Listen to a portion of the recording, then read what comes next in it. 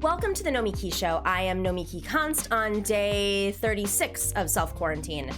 Today's show is all about power.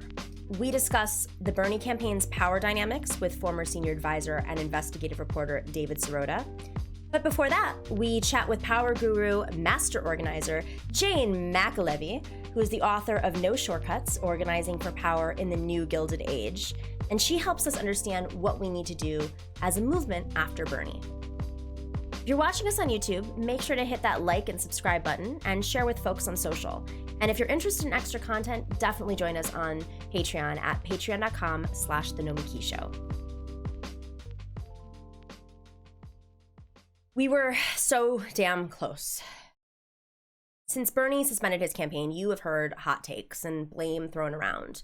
You've seen notable left leaders getting into Twitter fights over post-mortem analyses. You've seen Bernie's own senior advisors insulting each other through the press. Look, we are raw, understandably so. And we are getting provoked by neoliberal instigated drama. Folks have turned on Bernie Sanders and said that he sold out. Leftists are arguing once again about general election voting plans. Jesus Christ, Noam Chomsky is being called a shill, guys. I have a question for you. Do you want to win? Do you have what it takes to win? Sure, we went into the fight with a candidate that pissed off and defied billionaires and monopolies and the neoliberal think tanks and mainstream media and the DNC consultants and the warmongers and, of course, the country's political royalty. But even after all that 2016 drama, the blaming by the establishment, the name-calling, the smear campaigns, and the hit piece cancellation attempts, Bernie Sanders started off with the highest name ID and favorability. He had millions of small dollar donors. He had a behemoth email list. He had a plug-and-play campaign and a base that only needed like a little bit of effort to solidify. Bernie had it all. Bernie was the biggest threat to the corporate and neoliberal and neocon forces in generations, possibly actually ever. But we don't have time to assess. We don't have time to point fingers. I definitely have that temptation. We have to understand in our bones that for our survival, we, the people, need to understand our power and we need to know how to use it. It is on us now. No leader, no candidate, no party, no electoral strategy, no organization, no media or single action is going to save us, guys. This is going to be a lifetime of work. It is going to be a long fight. We can't get tired. We can't throw our hands up in the air now. That is how they win. That is how they won the last time around. That is how they won 2 generations ago. They wear us down. So what can be done right now to utilize the power that we have earned? Well, first, we have to learn about power. What is our power? The demographics of this country are very clear. Republicans and the oligarch class, they knew this as far back as the late 70s, when they saw the population becoming more diverse and more Democratic leaning. The Koch brothers, they infused massive amounts of cash into groups that fought to win state legislatures, and they worked on gerrymandering to keep the GOP in power and elect conservative judges for generations to come. Meanwhile, the Democrats, they shifted their eyes, from the prize and to their wallets as the GOP attacked unions, the pipelines for democratic organizing in every community. The Republicans attacked our power base and our power tools, even though the population has only become more favorable to Democrats and to progressives. But in this last generation, something else happened. People are way less trusting of institutions and parties, especially those under 40. Perhaps it's the 9/11 generation that has had hanging chads, surveillance, multiple recessions, 2 major wars, and multiple silent invasions, a broken electoral system, mountains of debt, minimal social safety, and the starkest income inequality in history with the highest cost of living. Sound about right? As the Democratic Party loses us, the millennials, the Zoomers, they've been flexing their capitalist muscles.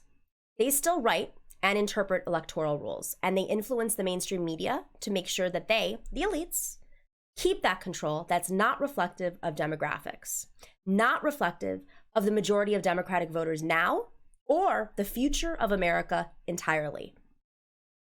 If we don't understand their power, the power a few have in maintaining an electoral system that goes against what most Americans expressively want and need, then the Cuomos and the Chelsea Clintons of the party may maintain power for another 2 decades. Let me be clear. Winning the 60-year-old plus Democratic primary votes in a handful of early states because the mainstream media that almost exclusively speaks to them influence them, that's not muscle. That is manipulation. So how do 70% of Democratic voters under 50, the progressives, how do we use our power? How do we build on our power? First, we need solidarity. Professional union busters disrupt organizers by pitting folks against each other with smears and gossip and drama. They pitted ethnic and racial groups against each other. And what is happening right now in the aftermath of Bernie's campaign, that is not solidarity. And I believe that that is by design. There are professional provocateurs in the movement, in the media, and on the outside, and online, of course, working against us. So my advice is to take a breath. Pick your battles. Be strategic. If we spend all of our finite energy fighting and blaming each other, the elites are laughing. The Republicans and the Democrats in power, they laugh. They were strategic enough to realize that they only really needed to solidify the 60-year-old plus prime Democratic voters and expand a little bit past that. We were not going to take over MSNBC and convince institutional Democratic voters in a flash to ignore their propaganda. Just as Nancy Pelosi isn't going to win the right-wing Fox News viewers anytime soon, we weren't going to win their hardened base. And if we try to scrape off a few of their supporters with our economic inclusive message, well, the neoliberals use their power in the media to kick us out and to kick us down. But 4 years from now, either under Joe Biden or his VP's administration, or when we have another heated Democratic primary, our power base will have grown even more, with the largest, most progressive, diverse generation in history getting older and voting at higher rates, because that's what happens historically. And with our message probably appealing to more folks. This is all while the Republican and neoliberal base will have, well, aged out more so. Demographics are indeed on our side, but only if we know how to use them. Only if we maintain militant solidarity. Only if we are strategic with our battles. Only if we all do our own part in talking to people outside of our circles with a little bit of empathy. It's the empathy that we want our government to have with us. So our connective tissue is our core economic message. We're not going to win everyone over, but there are folks who are hurting, that are looking for leadership, who don't trust government, institutions, labels. They don't trust politicians.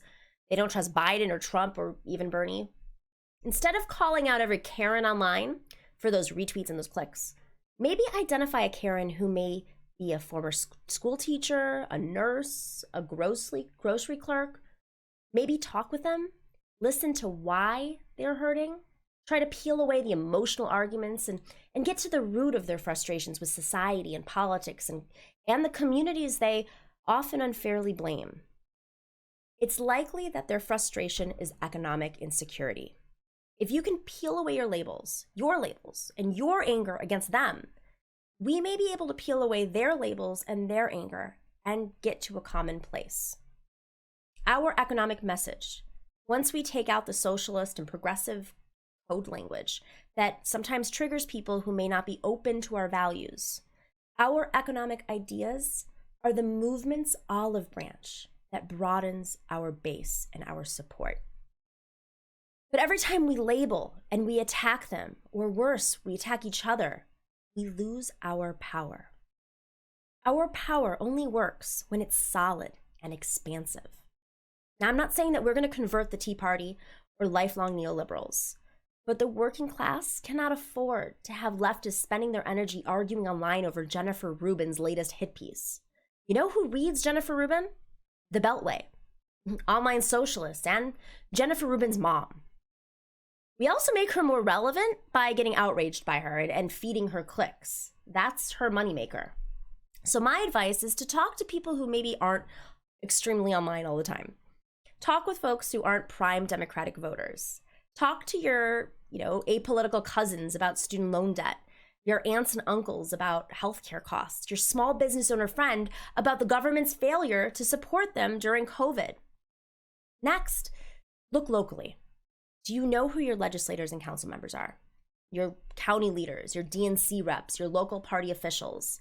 It's really, really easy to investigate where they get their money from. If they're federal, it's on the FEC site. If it's local, perhaps it's like the state's campaign financial reporting site. It's very easy to Google. Do they take real estate developer money, insurance money, pharma, fossil fuels?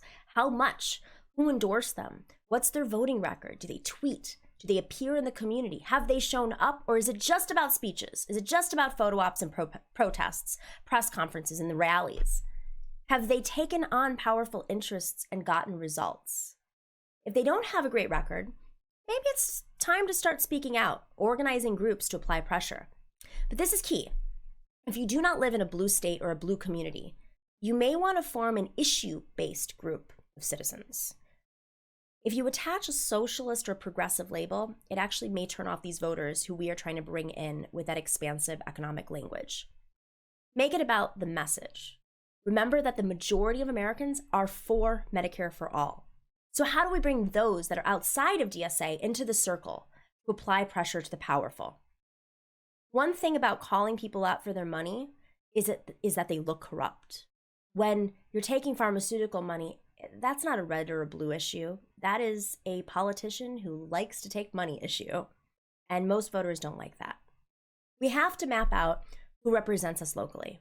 Many of these folks have never felt pressure or have ever had their records highlighted. Many don't have local newsrooms anymore looking into their records. And many haven't shown up. They haven't been challenged on the record or even electorally.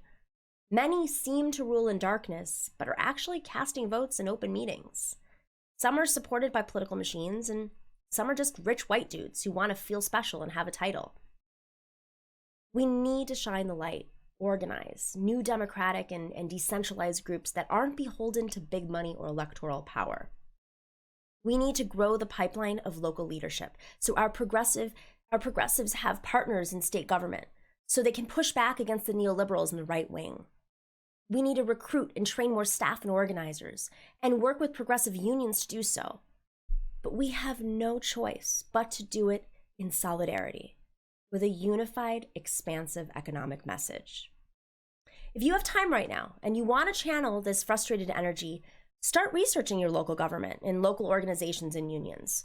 Every community is different and they have their own coalitions and pressure points. But if we want to build, we must map out who we want to bring into our circle, and we must stop splitting our circle into pieces. Exercise self-control. Take social media breaks. Focus on that long game and less on cheap Twitter takedowns that don't win us wars or even battles. It's really hard, and trust me, I know. But understand that there are people and organizations, even the ones that label themselves progressive, that make money and gain power off of those clicks and by being provocative and causing fights. To take power, we must understand where their power is and utilize our own power, which is only potent when it is solidified, when it's unified and thinking about the future.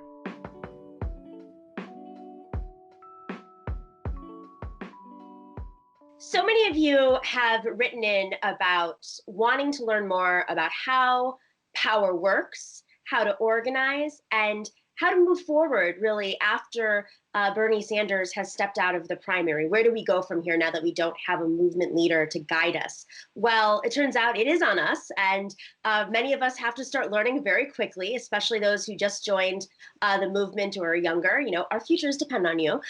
So one of the tasks that we do with this show is we want to reach out to experts and learn very quickly how to utilize the power that we do have. And I don't think there could be a better expert than the person who probably understands power the most and has had quite a bit of success and has written about it, Jane McAlevey. She is a lifelong activist and organizer, especially around the trade unions. You know her from her books, Raising Expectations and Raising Hell, No Shortcuts, Organizing for Power, and her most recent book, A Collective Bargain, Unions Organizing and the Fight for Democracy, which is so much bigger right now than we probably would have anticipated a couple of weeks ago. Jane, thank you so much for joining us. I know we had a few technical glitches, so hopefully we can say all the wonderful and go even further this time around. I'm so happy to be talking to you. It's great. You know, I think I'm just going to start with the obvious question. What power do we have right now in the movement? Yeah, I mean, I think the good news is we have the same power right now that we had, 3 or 4 or 5 weeks ago. That's the truth. And the power we have is our capacity to unite together and stand up and fight like crazy. That hasn't changed. I mean, having a candidate to coalesce around, I think sometimes is convenient. It's helpful. It gives focus to our work. But the truth is, what was interesting, and I think one of the best things about Bernie Sanders, is that he himself was clear, and he consistently messaged that even if he had won, it would have taken a gargantuan movement in the streets to actually move policy. That fact hasn't changed. So whether it's Biden or whoever, it's going to take the same amount of heat in the streets as it was going to take if it was Bernie. It's just, do we face, tanks and bulldozers, or do we not? And who knows what Trump would do if Trump is reelected, which is a frightening thought, but by the way, one that I keep at the front of my head every day, because I think we have to be realistic. The Democrats are inept. They've spent the last 45 years undermining their own electoral base. That's the destruction of the trade unions. The most capable part of the base that elected Democrats at the local level, state level, and federally, for 80, 90 years in this country, they've just been systematically destroying. So whether or not the Democrats can pull off November, I think it's a huge question right now. I mean, I really think that Sanders was the candidate to beat Trump. It's obvious that the party itself was going to do damage to him, which they just did. But he was certainly a better candidate to go up against Trump.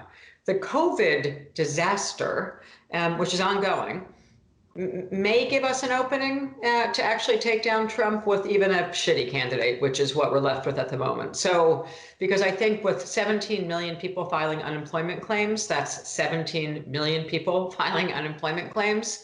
And I saw an estimate this morning that 20%, we're at 20% unemployment in the United States right now, 20%. We're going to be close to Great Depression numbers. And quite honestly, what happened in the Great Depression is that FDR was elected. And FDR was not, I mean, it wasn't like people elected FDR thinking that he was the Bernie Sanders of the time or realizing that he was going to become the FDR that he became. And that's what I take comfort from. Let's imagine we elect Biden. Just imagine that the crisis is so deep that people finally get really angry. And what I'm hoping, by the way, the scenario I'm hoping for is that the pandemic calms down, soon, next couple of months. We're allowed back out. Because I think what's going to happen when we're allowed back out is that there's going to be a wave of strikes in this country that's going to make 2018 and 2019 look tame. And I think it's going to be in the healthcare sector. And I think that nurses, registered nurses who are being asked to kill themselves right now, and hospital workers, every tech, everyone moving a ventilator around, everyone touching them, every healthcare worker who is behaving like every firefighter, but he's not going to get that kind of recognition, by the way. They're just not. Let's just have a general discussion at some point.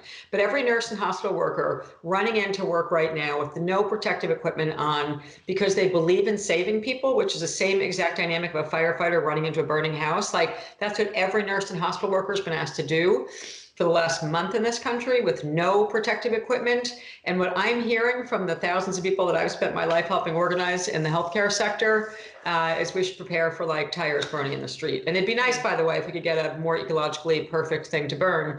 But I really think that there's going to be a fight back that's going to be fierce.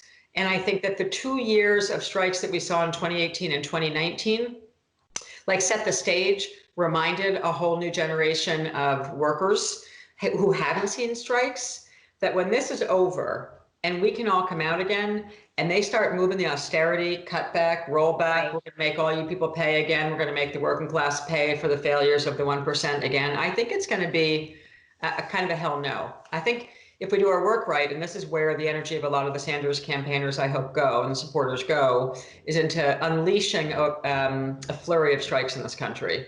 Learning how to do strike support, learning how to jump in there and actually get the whole community behind what I anticipate is going to be some strikes coming out of the healthcare sector, strikes in the education sector.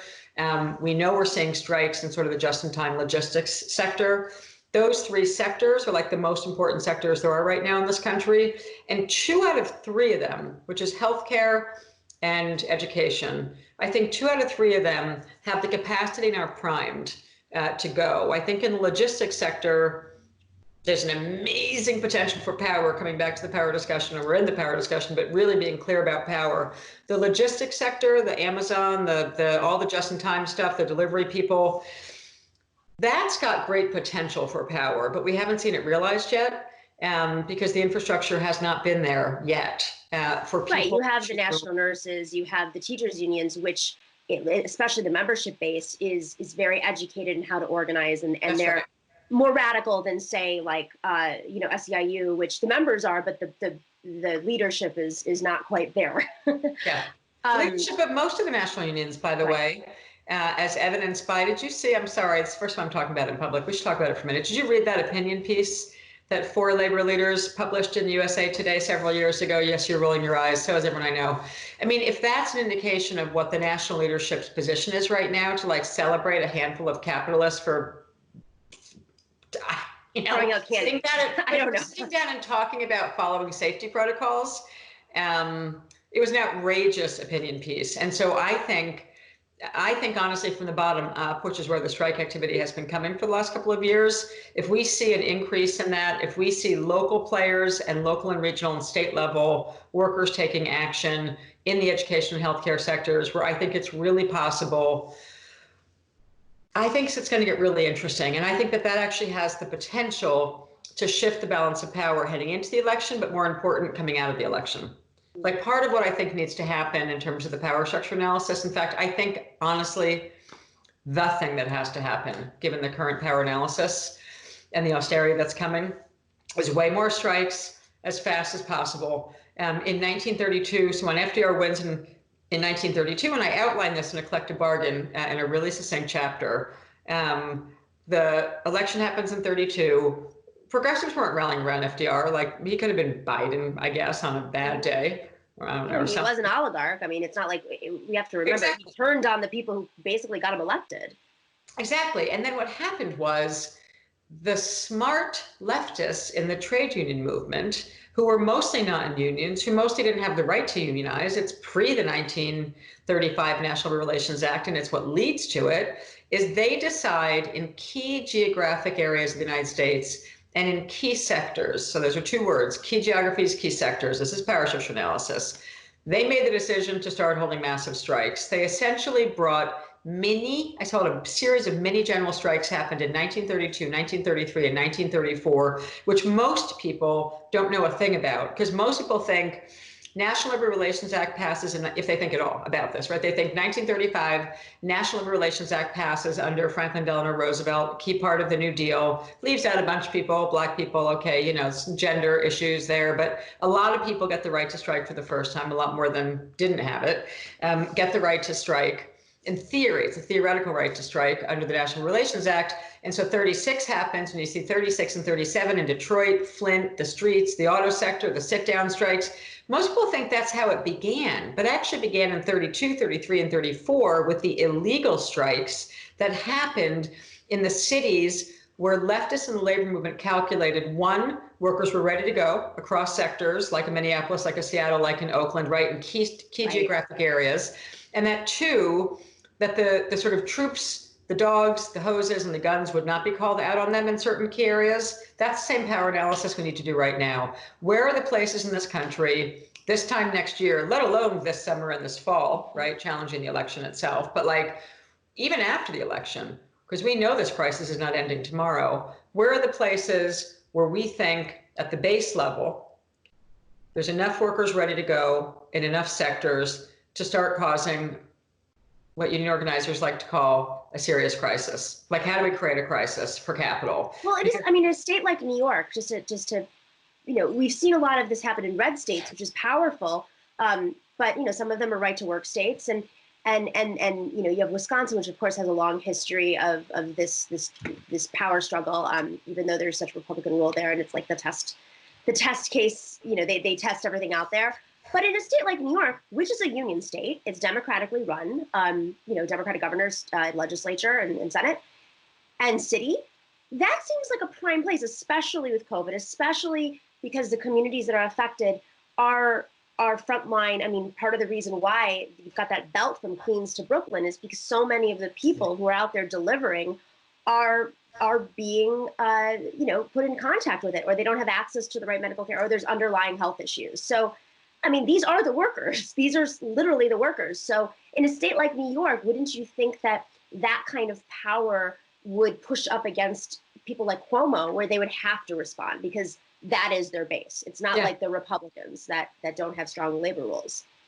I think so. And mostly I think it'll be hard. I mean, look, Cuomo is no real friend of working people. Sorry. Right. Sorry to break the news to everyone. No, we've covered that one on the show. Not a surprise on your show. I know. It's a surprise for a lot of people, though. Whenever I say that, Cuomo, are you kidding me? Like, the guy is gutting Medicaid as the COVID crisis is happening, whatever. So, but what he's not going to have the capacity to do, I don't believe, is call out the National Guard against nurses in scrubs and healthcare workers and educators on the streets of New York or frankly in upstate. There's plenty of heat in Buffalo, by the way. There's some amazing nurse organizing going on up there and other work. So I think that's what I mean by power and power structure analysis.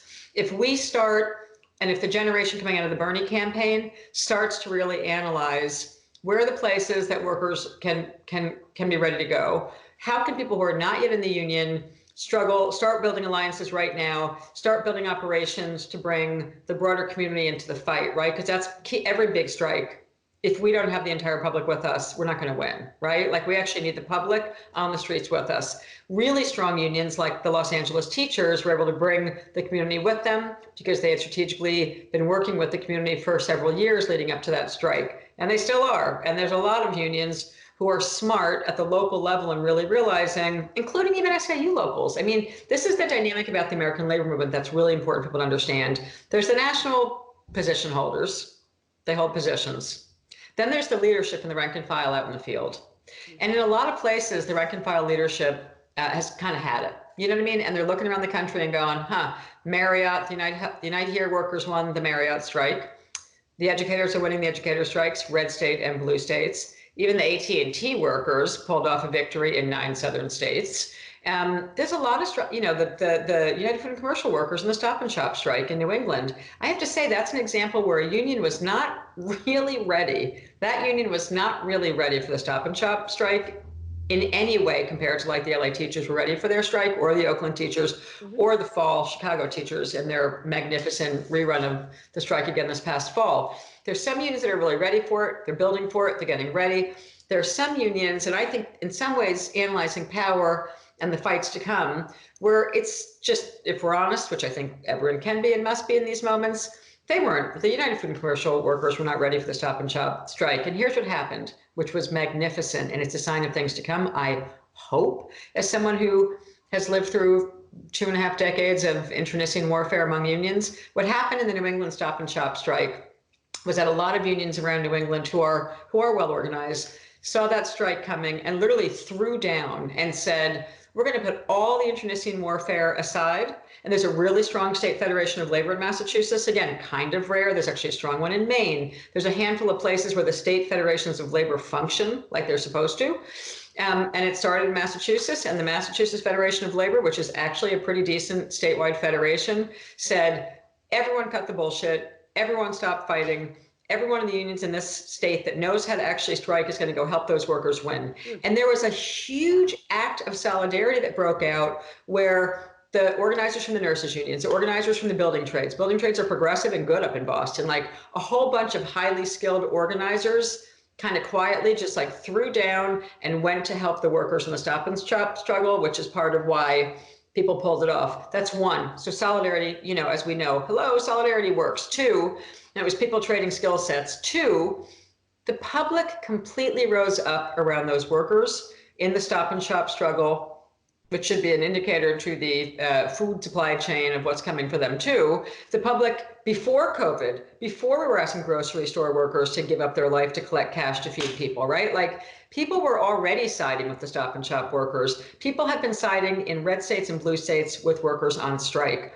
I think the public is ready to support people, but that needs to be organized, right? You can't just be like, oh, there's public support. And this is where a lot of the Bernie energy, I hope, is going to go, is into both going into workplaces that are strategic. So what should young people who are working for Bernie, who might need to go into the workforce still, do?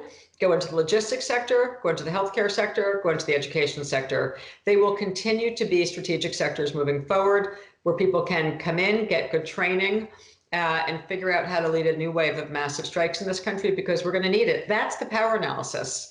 If you look at the Supreme Court, shift to the next, we're done. Like, the Supreme Court is going to undo like 50 years of settled law. They've already done some of it. They're going to do more of it. So the courts are done. Just forget. I feel like the courts are just done. I mean, forget the fight over the courts, just to be clear. No. Just give up on the idea that lawsuits and advocacy work anymore. You know what I mean? Like, forget it. No, we should fight about the courts, but like, we don't have anywhere near the power we need to fight. You know, we just got to keep building the base right now. And so all those lawsuits, all the advocacy strategies, I mean, McConnell owns the federal bench at this point, practically, right, with the number of judges he's been appointing. So the judicial system is going to be a disaster for us for a long time. Your lifetime, my lifetime, sorry to say it, for a lot of lifetimes, it's going to be a bad court. And the electoral process, like, it's like a chicken and egg thing of like, Jane, I always say to people, well, how are you going to do it? And they say, well, we just need to overturn Citizens United and get campaign financing correct. And I'm like, okay, and what's your plan for that? Yeah. There's really only one plan right now, and the plan involves workers taking massive strike actions. And that is still within our reach, and we can still do it. I want to talk to you a little bit about how we got here too, because I think so much of this comes down to really your coming of age, where your activism has been. You've been right there on the front lines as a witness and opponent to many of the folks who sort of designed, I guess, where we are today. I mean, it's not just that we have neoliberals. We have the Koch brothers who started organizing in the late 70s and early 80s with their money to take over the legislatures, to eventually win over the courts. They knew that the demographics were working against them, as did probably, the neoliberals see now that the demographics, may not necessarily work with them. So they have to out-strategize so that they stay in power, and then they can control the masses, because the demographics are really the masses, right? So looking at like the late 70s and early 80s, this is also the time when unions, there was a crackdown with unions. The Democrats eventually pulled away from putting money into state parties, and that's kind of where that pipeline of talent would come from, where you found the organizers who knew how to fight every single time. And one thing we're hearing from young people right now that were involved with Bernie is, I want to be involved, I just don't know how. And a lot of that is because this pipeline has been completely, it barely exists, let's be honest, with exception to states where there's a real union presence. So how do people develop these skills that you have been teaching? Where do they go first to learn about how to move power? Yeah, it's a really good question, because the infrastructure really has been decimated in some ways. I mean, let's just say one word about what existed sort of before 1970 on the sort of progressive side, and then come back to like, where can people go? So in my second book, In No Shortcuts, I sort of give this, my whole, it's like my PhD dissertation. I give the whole analysis of like everything I'd learned as an organizer. I just went and then like regurgitated, read a bunch of stuff, and then put it back out into No Shortcuts. And went looking in the academy, like took some time to try and figure out, was my theory that the right wing took all their lessons from the civil rights movement and the trade union movement of the 30s through the late 60s. The right wing sort of said, It's the base, stupid. Like, we actually need to go organize a base of people so that we look legitimate and that there's actually a base out there. They chose two sectors. They sort of built the National Rifle Association to be like a grassroots operation. And if people don't think that's grassroots, they're crazy. That is not grass tops. The NRA is a base organization, right? They've got real people in large numbers who are willing to act. And they built the evangelical church. So at that exact same time, sadly, the progressives kind of do a stupid moment, like, which is, we're paying the price for it now. And that's why there's no infrastructure and why there's no pipeline. The sort of progressives think, oh, look, okay, we won the Civil Rights Act, we won the Voting Rights Act, we won the Clean Water Act, we won the Clean Air Act. We forced Nixon to sign these things. We've got the Title IX amendments, women got a few gains in there. Okay, I got to play sports, happy, I got to play sports. Okay, whatever, anyway, the things we considered huge victories. But so, and our side said, well, we won all these things. All we have to do now is like hire a bunch of staff, a bunch of lobbyists, move into Washington and implement our federal laws. And we systematically, on our side, began to dismantle the emphasis of base building out in the field. So for about 40 years, we were contributing to our own decline by deprioritizing that which the right wing was prioritizing, which was base building. Was that because of greed, or was it was it like stupidity? Was it an accident? Was it a lack of foresight? I mean, how could this party that was a union party, let's not forget that they also kicked out union members from the party. Was it because they wanted to concentrate money towards, I don't know, the ad buyers or something? I mean, that's what it is now. Yeah.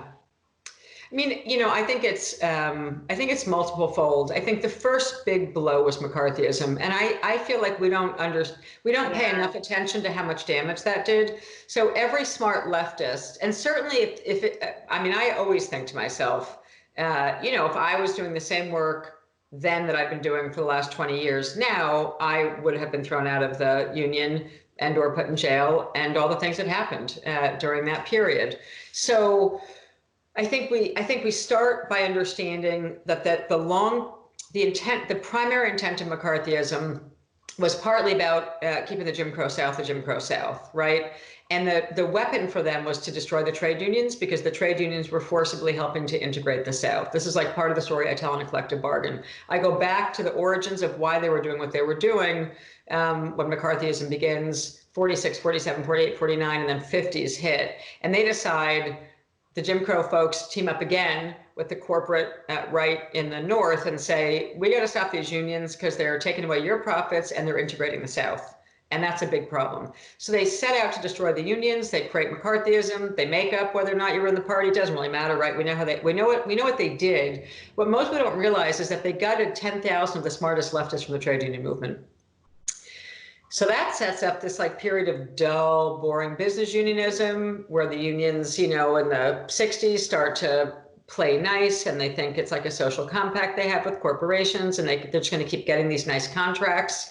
That was a huge, huge misread of history, as some of the national trade union leaders in the 1960s were thinking, hey, we're going to keep getting these contracts. We can work with these guys now. We've got the framework for being legitimate players in the economy and in politics. Meanwhile, the right was off making plans to launch a second offensive, which was unleashing an army of union busting consultants in the early 1970s that then set up the Reagan election to say, we're going to finally gut the unions, right? And the final wave of that is now with the public sector, Wisconsin, which you were on. But so I think a lot of it was self-inflicted wounds. Like, we actually just did some serious damage to our side, but that damage was set up by McCarthyism taking the left out of the labor movement. So the labor movement becomes a more conservative, more business-oriented force. We have a little glimmer of hope in the 70s from the civil rights movement coming into the public sector of the trade union movement. Then Reagan hits, and that's the next excuse for conservative trade union leaders to think, oh, well, we can't go on strike anymore. I mean, they're going to replace all the workers. So it's like, it's both real, but it's also an excuse to once again dull down the militancy of the trade union movement.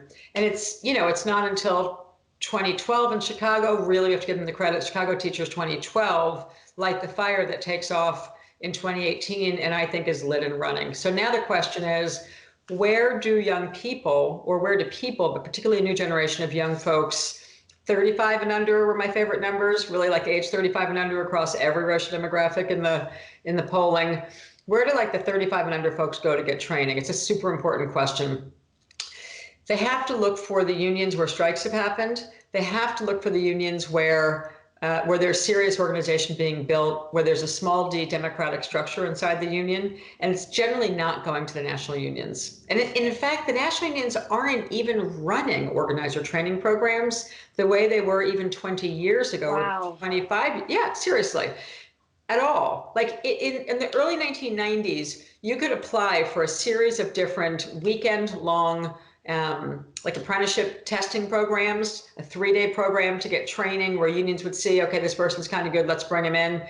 A lot of those entry pipelines are gone. So now you have to look around and say, you know, can I go to the being rebuilt Midwest Academy of Organizing in Chicago? I would look there, by the way, I'm saying that, I would like look there. Can I go to, let's look at all the education unions where there's been strikes. Let's look at Unite Here, a union that consistently strikes, from Marriott strike.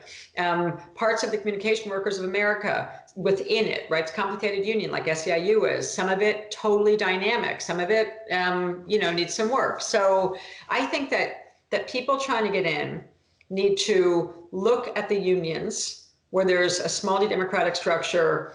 And then honestly, a lot of them need to take jobs in healthcare, logistics, and education. Like actually take jobs in those 3 key strategic sectors where they will continue to be leading sectors of the dominant US economy right now that can't be outsourced that easily.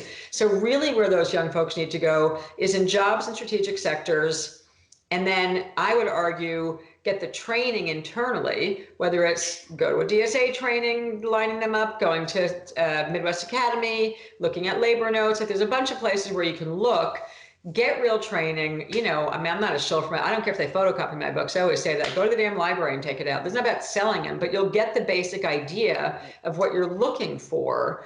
And it's important to go to the right union, because if you go to the wrong union, not only will you not get trained, you may get really unmotivated. So, You know? so that's interesting because you know, it sort of leads me to this question that is a question that we don't really talk about enough on the left, but I think historically we could see that there's a lot of evidence of this, whether it's the right bringing in union busting consultants who were operating, nobody knew that their colleagues were union busters, or moving all the way through. You know, there's lots of forms of sabotage that those in power will put into organizing. They will try to divide organizers up so that they're not forming solidarity by using, cultural issues or race to divide. Racism, yeah, all of it.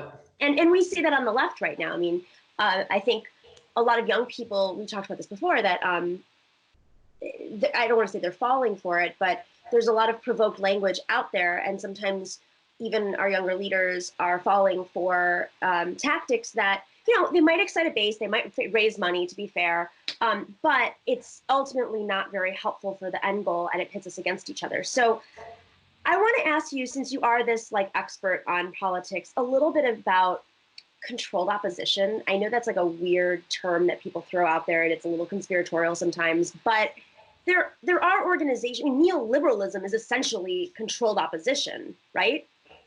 I mean, how do we think about those things when there are organizations that might be our allies sometimes and work with our candidates, but maybe other times they support candidates, our opposition, or attack us.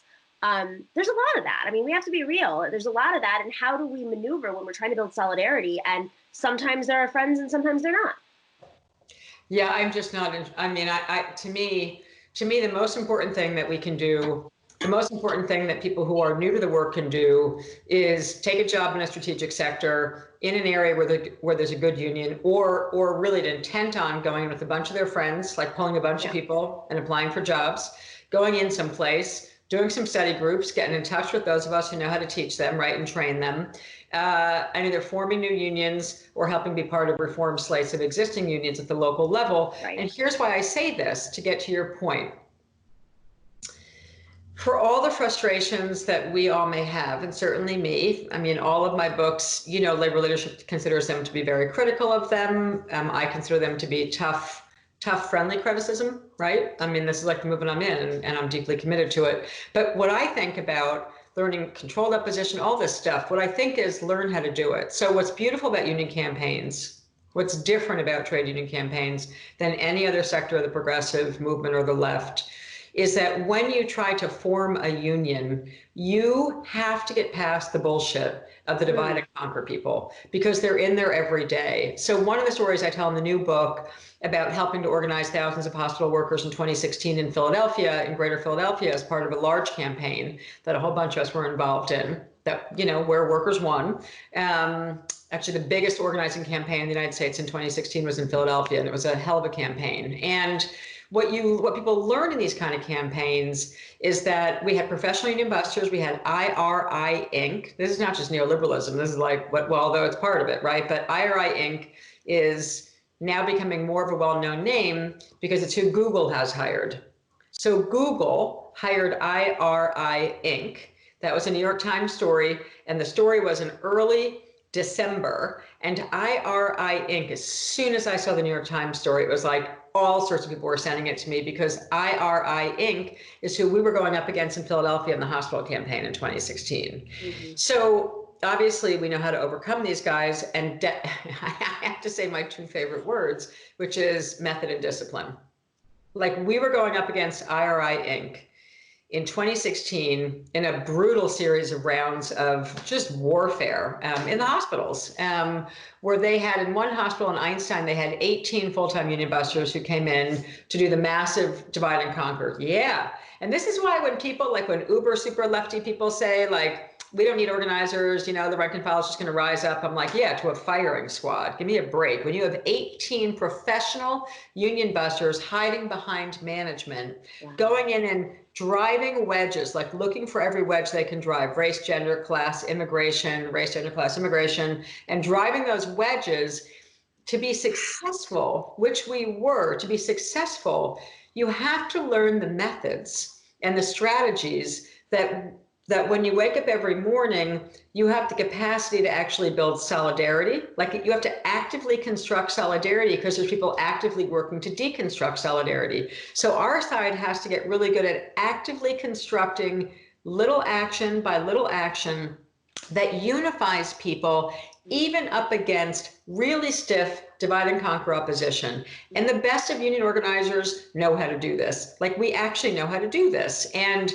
certainly not just me, there are a lot of really good organizers in this country. You just don't know their names, but I got a ton of colleagues who I've worked with on every campaign, and we know what the hell we're doing, and there's method and discipline, and that's what the Bernie generation needs to learn. Like, get that skill, get that training, because whether it comes to the political, like, I feel like we can take that skill set and we export it. So when I get lent out to political campaigns, which we do, right? If you're a full-time person in the trade union movement, your union will pick you if you win a lot of really hard-fought union elections, and you will get lent out, right, to a campaign.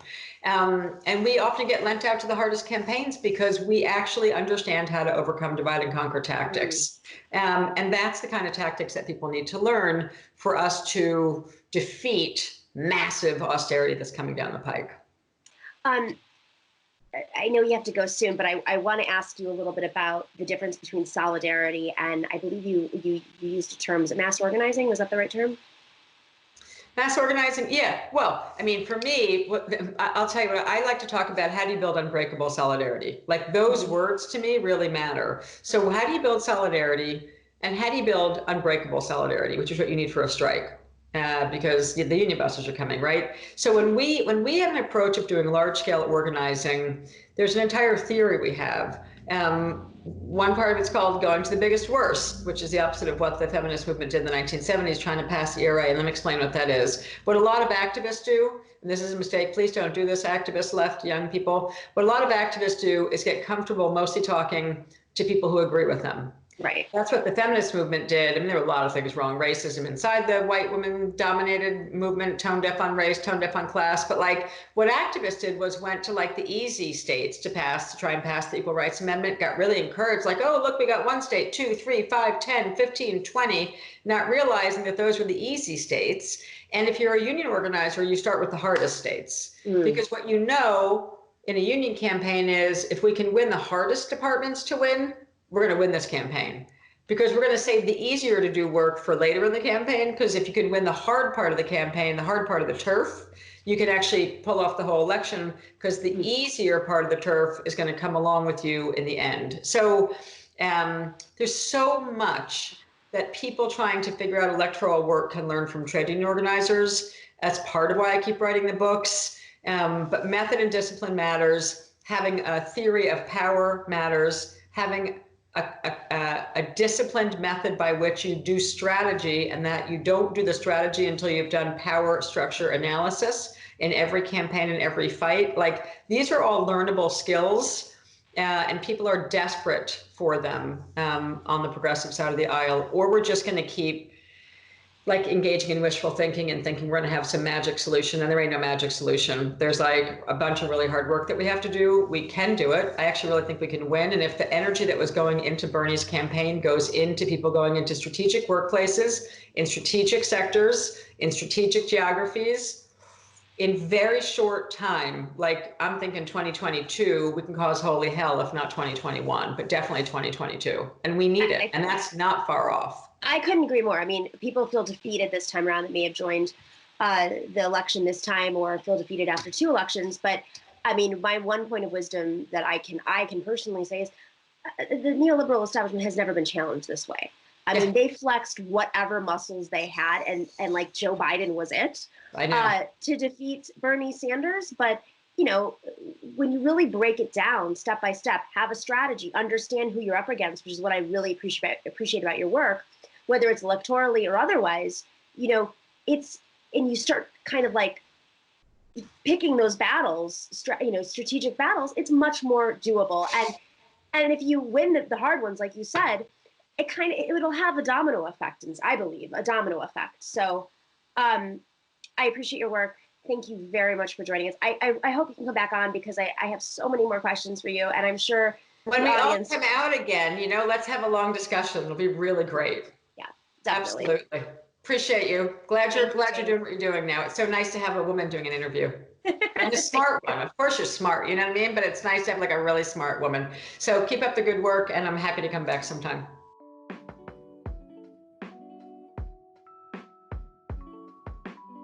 Thank you for watching. Support The Nomiki Show on YouTube by clicking subscribe, like, and sharing.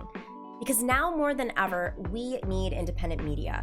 So join us on Patreon for special content and interviews just as low as $5 a month, which is an iced coffee in Manhattan, or if I'm buying it for my dad, a cost of a roll of toilet paper. Go to patreon.com/The Nomiki Show.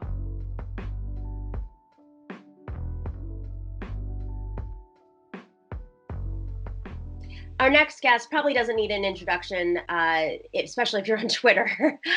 David Sirota was a senior advisor most recently to Bernie Sanders as of just a couple of days ago to the Bernie Sanders 2020 campaign. He is my former colleague at TYT as well, a longtime activist, writer. He loves to follow the money, and people just I don't know what it is about you, but you're very controversial, David, and I just don't see it because you seem like a smart guy. Thanks for taking the time to speak with us. Thanks for having me.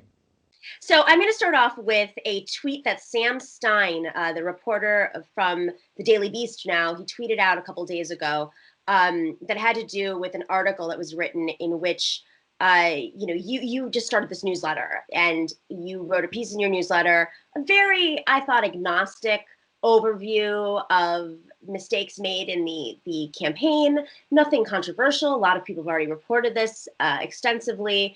And Sam Stein ended up quoting a former senior Sanders aide who responded with, quote, "What's clear from the sniping over the last few weeks and solidified by today's newsletter is that for David, this campaign was always about David. He's finally getting the attention he wants so bad. But it's sad that in order to get it, he's torching the senator on the way out the door." first off, do you know who that senior advisor was? I have my suspicions, but you know, I'm not exactly sure who it was. No. I mean, I don't think anybody, I think the movement pretty much backed you up on this one. It didn't seem like you were taking down the senator in any way. It just seems like you had real strategic differences between maybe other advisors, who maybe the senator took their advice over yours. But I guess, you know, it's a little soon, but where do you think the biggest mistakes in the campaign were so we can learn for the future? That's a good question, and you're right. It wasn't about torching Bernie Sanders. I mean, I've known Bernie Sanders for 21 years, and in the piece that I wrote, I said that he's been my hero. He's been a mentor to me, and I have remained having great respect for him, and he's a big inspiration to me in my life. So, you know, I mean, we have to be able to talk openly and transparently about what potentially why we didn't win, but that doesn't mean, you know, that Bernie Sanders didn't run a terrific campaign. I mean, in the historical long view, I think people will look back on this campaign and say it was amazingly successful in the sense of even getting close and pushing the envelope and winning the ideological and policy debate. So, look, we didn't win, and people have asked what could have been done differently, and to know that so that we can know some lessons potentially moving forward. And, you know, there's a lot of reasons you win and lose campaigns. I don't tend to believe that any one explanation is the only explanation. There's a lot of variables here. And I think I even wrote in my piece that had we done some of the things that I thought we should have done, I'm not even sure we would have won anyway, because there was so much we were up against so much. You know, we had a powerful establishment. You have a former vice president running for president. And, you know, in the last 68 years, no current or immediate past vice president has ever run for president and not won their party's nomination. So these are very, very difficult odds that you're going up against. It was my view that we could have been more consistently contrastive with the vice president's record, between Bernie Sanders' record and Vice President Biden's record. Bernie Sanders, when he did contrast his record very explicitly, he was successful.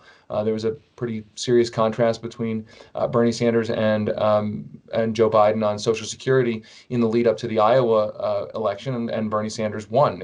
I think it was a factor. Bernie Sanders contrasted pretty explicitly with Pete Buttigieg in New Hampshire when Buttigieg was surging, and Bernie Sanders won New Hampshire. And I think that there was a little bit of two steps forward, one step back when it came to, are we going to make an explicit contrast a central part of our message? Sometimes we did it, sometimes we didn't. It is my view that conflict is not bad. Conflict in primaries is not bad. In fact, that's what a primary is for. And I think the larger problem here is that there is now a political culture in the Democratic Party that seems to suggest that any kind of back and forth discourse, harsh or intense, is somehow bad for general election nominees. And that's ahistorical.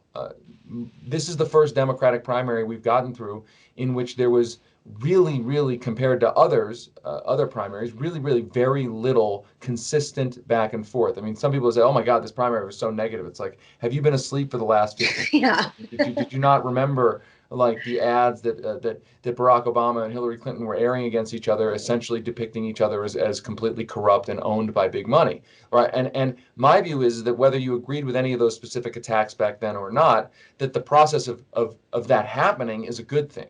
And the Democratic establishment has done a good job of lobbing in criticism of progressive candidates. But then anytime a progressive candidate comes back in a similar fashion that we've seen other candidates in the past come back and have that kind of debate, then it's, oh, that candidate's being too negative, that candidate's imperiling the general election. And I think it's the opposite.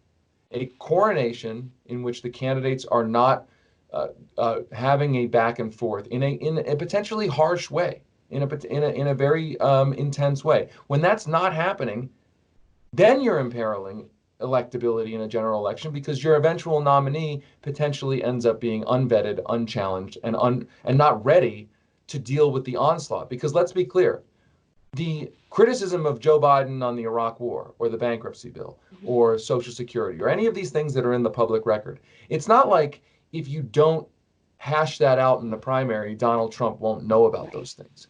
Donald Trump knows about those things, and Donald Trump and the Republicans are going to use those items. And you get, if you litigate it in the primary, you have a chance to see if those kinds of weaknesses are disqualifying, or if your party wants another nominee. You still have a chance to choose another nominee. But even if you choose that nominee, even if you choose the eventual nominee, at least that nominee went through the battle to know how to navigate the attacks and respond to them. Right now, we are with a nominee who never really faced that kind of challenge, and that is really, I mean, if you're worried about defeating Donald Trump, that's the thing to be worried about.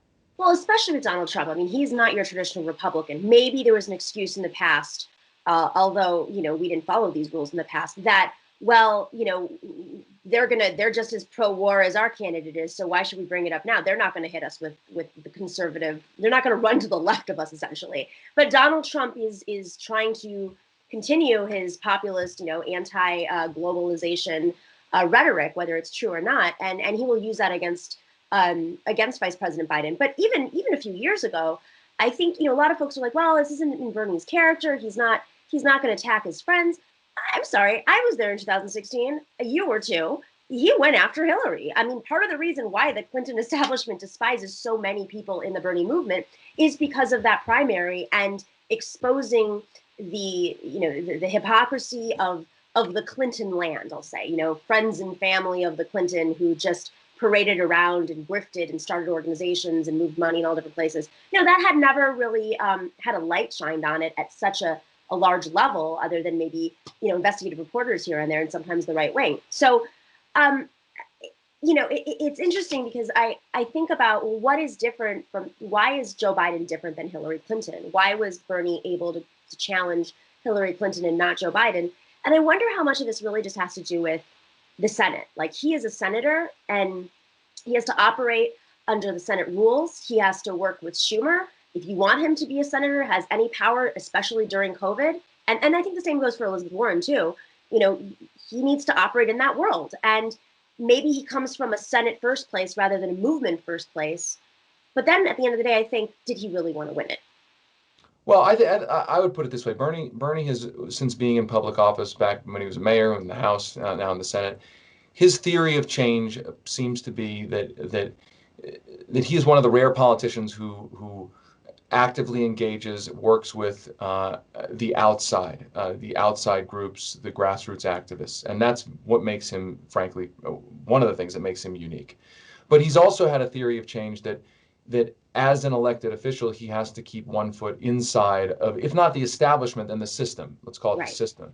So the theory of change is, if you're an elected official and you don't have one foot inside the system, then they can easily make you irrelevant, make you marginal, and then any of your criticism, any of the pushing that you're doing gets disempowered. It's less effective.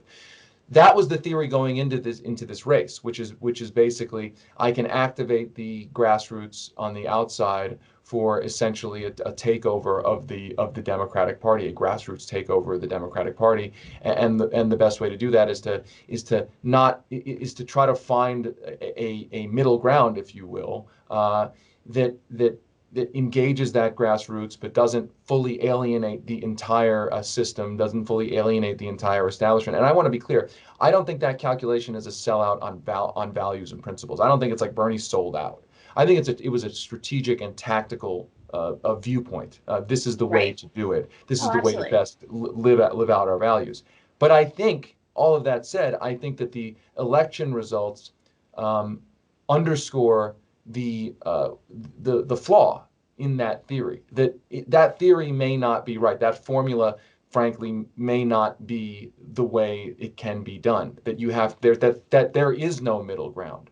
That you're either going to try to take over the party with a grassroots uprising, and you're not going to have any any concerns for keeping 1 foot inside of the system, and it's a riskier strategy, but it may be the only strategy that is successful ultimately in actually changing the party. But again, it's high risk because you could end up on the other end of that process and be completely marginalized, and you could be perceived as Ralph Nader. And that's not a disrespect of Ralph Nader and his work on economic issues and everything, but we know what happened to Ralph Nader and how he was portrayed. And I think there's a fear that if you go push too far, you can end up being portrayed fairly or unfairly as that.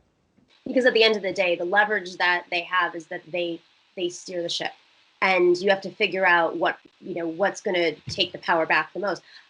If Bernie weren't a senator, though, say he were, a union activist, a very well-known union activist, he might be in a different situation, or maybe not unions, because they're still reliant on the Democratic infrastructure for funding. But if, say, he was somebody who was a little bit more independent, like actually independent, do you think that this race would have had a different outcome?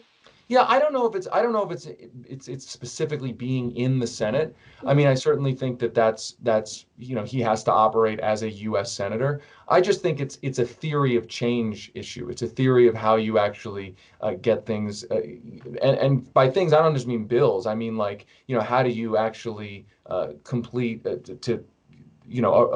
revolution or a campaign successfully. And I think it's very hard to find that balance. And I after this campaign, I'm not sure that balance can be struck. I'm really not. I mean, I think the establishment is extremely powerful. I don't think that if we had been nicer to the Democratic elites and the Democratic establishment, things would have gone any differently. They know what Bernie's agenda represents. I don't care how nice the rhetoric might have been. They know what's at stake. And, I think that moving forward, progressive candidates have to understand that, I'm not saying you have to burn the entire party down and mean that there's nothing left.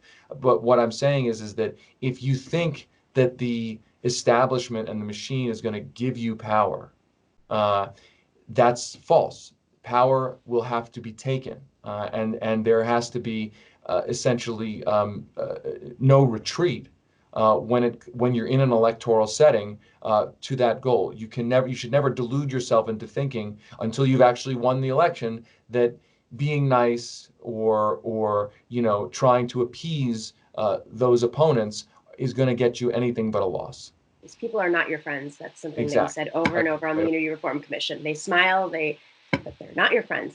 David, I know you have to go. I just want to give you a big shout out because I think at the end of the day, the working class base was really what didn't show up in the numbers. I know we say young people, but if you don't have that number, with your base, then, you can't get the young people. You have to expand from there. And I think your focus on Social Security and these key economic issues was such a saving grace in many key states. And so I hope that history reflects on that. And that moving forward, you'll be advising future progressive campaigns or playing a big part in the movement because you're invaluable. And, you're somebody who's Thanks for saying that. I appreciate all along. Like, thank you. Consistent, like bullshit I'm calling on that tweet. Thank you. Straight up. I appreciate all right, it. Dave. Good to see you. Thanks again.